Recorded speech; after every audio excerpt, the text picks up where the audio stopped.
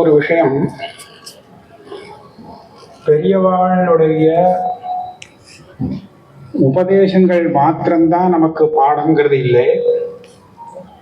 அவ எந்த மாதிரி நடந்து கொண்டாள் அப்படிங்கிறது தெரிந்து கொள்வதும் ஒரு பாடம்தான் அப்படிங்கிறத சொன்னார். அது உண்மையில அப்படிதான் சாஸ்திரம் சொல்லியிருக்கு. வாஸ்தவம்.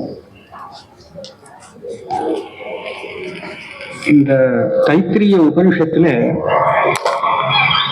அந்த வேதபருச்சாச்சாரியோன் தேவாசன மனுஷாஸ்திங்கிற அந்த அனுவாக்கம் சொன்னா பல்வேதம் சொல்றச்சு, அந்த அனுவாக்கத்துல என்ன வருதுன்னு சொன்னா, கடைசியில பாடம் சொல்லி கொடுத்த அந்த ஆச்சாரியனாக இருக்கிறவன் சிஷ்யர்களுக்கு என்ன சொல்லி கொடுக்குறான்னா, அவன் ஏற்கனவே பாடம் சொல்லி கொடுத்துருக்கான், எப்படி இருக்கணும் எல்லாம் சொல்லி கொடுத்ததுக்கு அப்புறம் யான் யஸ்மாகம் சுச்சரித்தானி தானித்வயோ பாஸ்யானி நோ இதராணி. சிஷ்யர்களுக்கெல்லாம் அந்தேவாசி அப்படின்னு ஒரு பேர். அந்தேவாசிங்கிற பதத்துக்கு அர்த்தம் என்ன அப்படின்னு கேட்டா, கூடவே இருக்கிறவன் அர்த்தம், பக்கத்துல கூடவே இருக்கிறவன். சிஷ்யன் ஆச்சாரியனுக்கு பக்கத்துல கூடவே இருக்கிறதுங்கிறது நமக்கு பிராச்சீனமான ஒரு சம்பிரதாயம். அதனால அந்த சிஷ்யனுக்கு வரக்கூடிய லாபம் என்ன அப்படின்னு கேட்டால், பாடமாக கத்துக்க வேண்டிய விஷயத்தை அவன் கத்துக்கிறான், அது ஒண்ணு கிடைக்கிறது.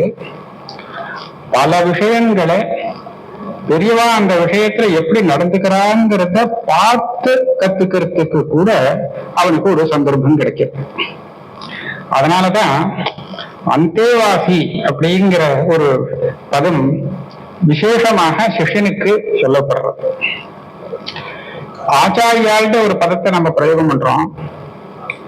இந்த ஆச்சாரியாங்கிற பதத்துக்கு ஒரு விளக்கம் கொடுக்கப்பட்டிருக்கு. அந்த விளக்கத்தை பார்த்தாலும் நமக்கு புரியும் யாரு ஆச்சாரியன் அப்படிங்கிறது. ஆச்சினோதிச்ச சாஸ்திரார்த்தம் ஆச்சாரே ஸ்தாபயத்யபி ஸ்வயம் ஆச்சரதே யஸ்மாத் தஸ்மாத் ஆச்சாரிய உச்சதே அப்படின்னு அந்த லட்சணம்.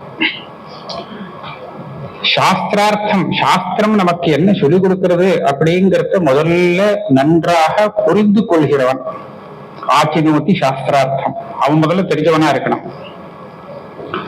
அதுக்கப்புறம் தன்னிடம் கத்துக்கிறதுக்கு வர சிஷ்யர்களை நீ இப்படி இருக்கணும், எப்படி இருக்கணும்னு சொல்லி கொடுத்து அந்த வழியில அவளை நிற்கும்படியாக செய்கிறவன் ஆச்சாரே ஸ்தாபயதி.